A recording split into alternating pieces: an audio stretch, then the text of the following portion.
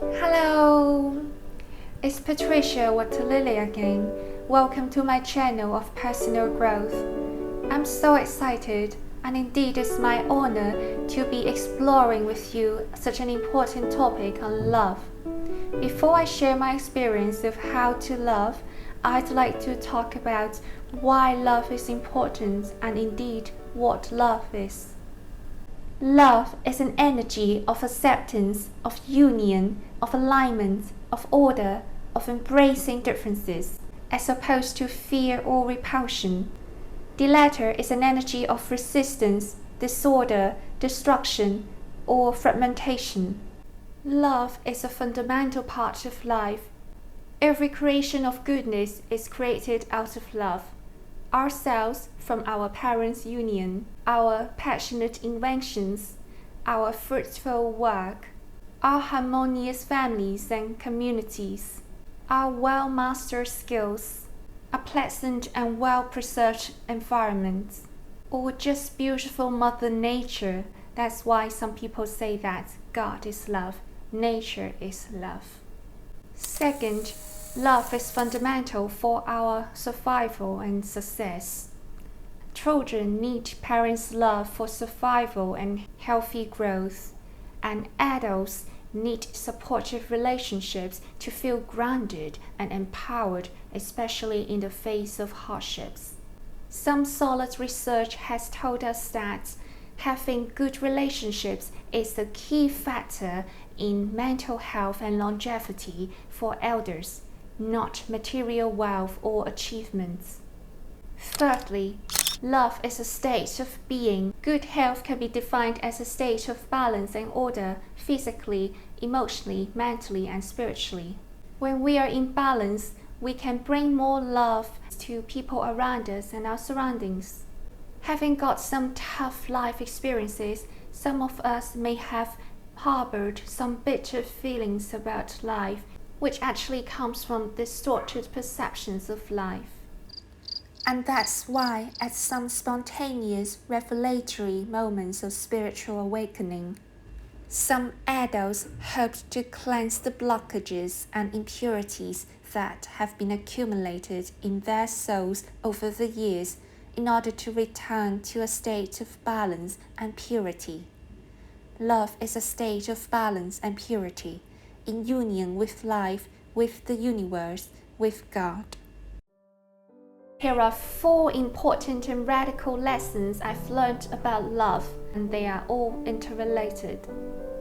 The first lesson I've learned about love is we have to accept ourselves completely. Not only do we have to appreciate ourselves for our strengths, but we also have to accept ourselves for our weaknesses, vulnerabilities, and darkness.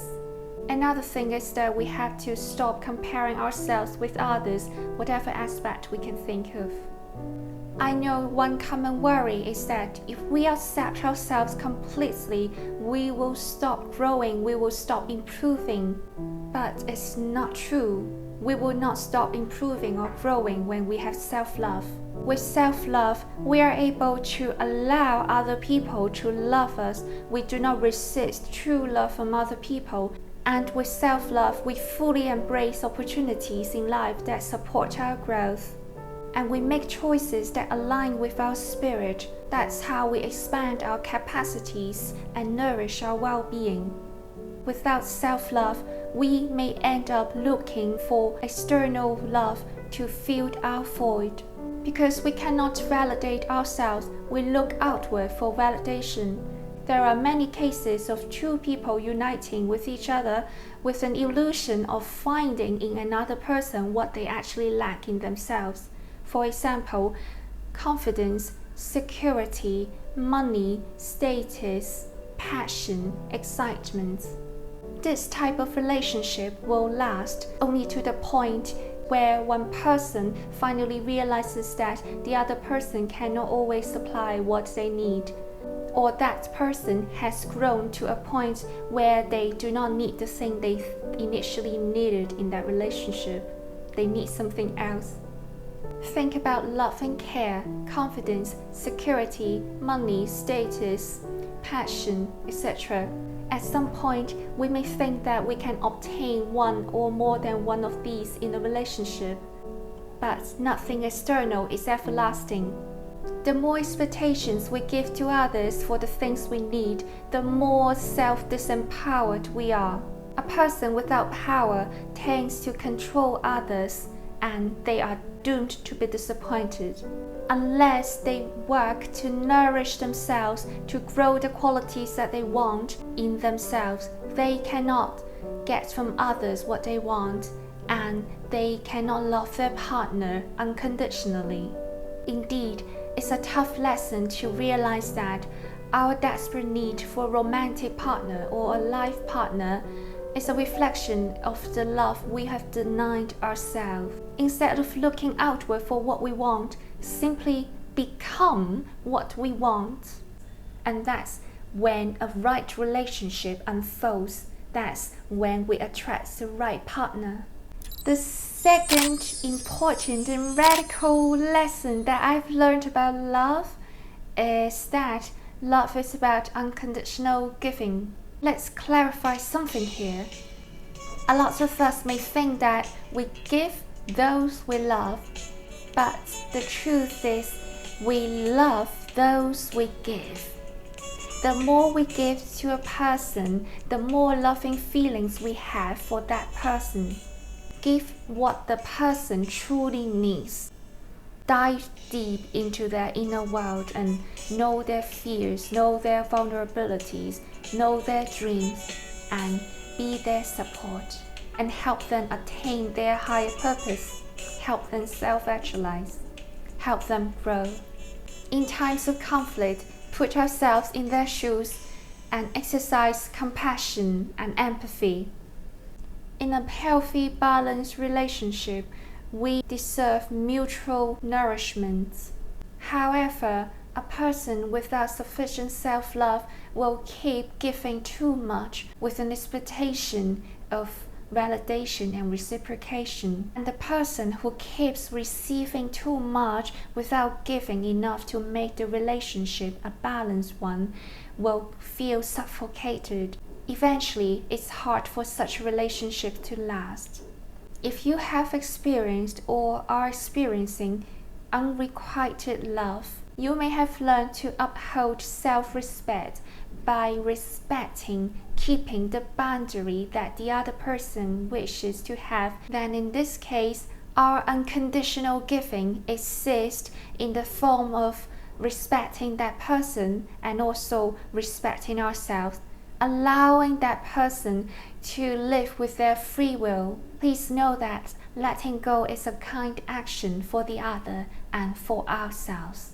Letting go is for both of our highest good in the case of unrequited love.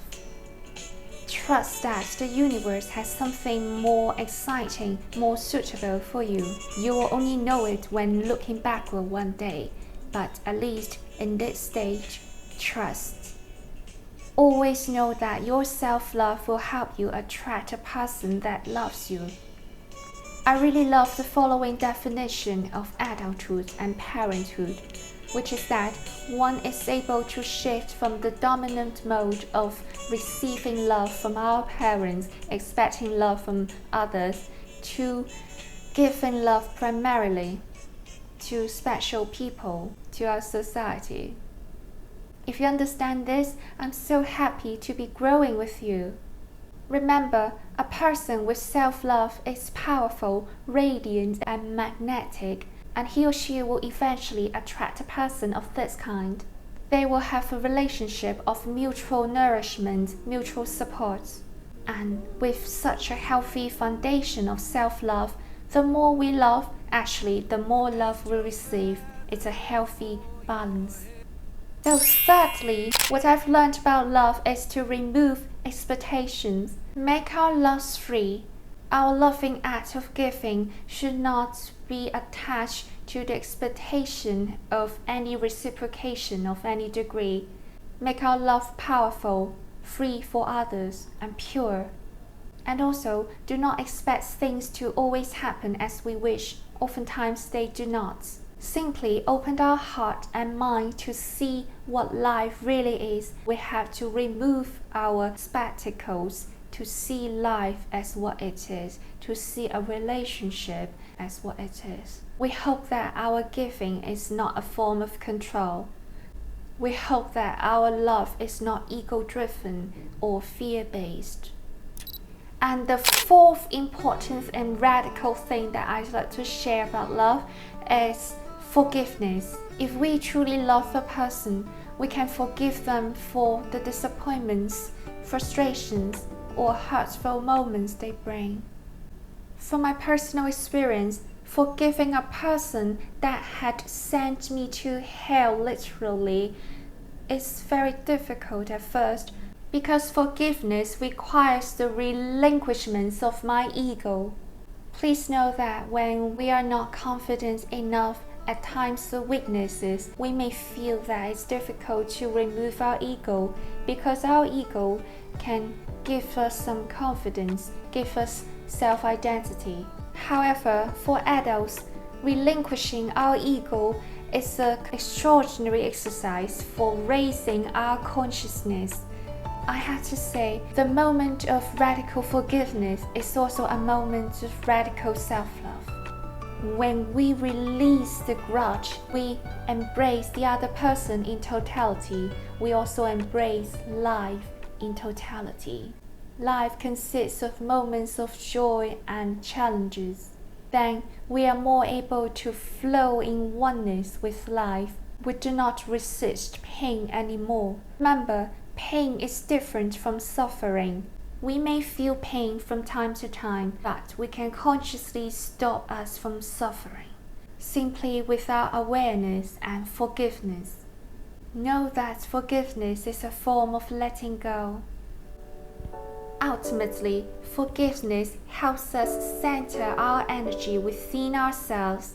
Nothing external can destabilize or shatter us. With forgiveness, we return to a state of balance and self-love again. I hope this video brings some value to you. Thanks for watching. I wish you utter joy, love, and peace. Thank you. Take care.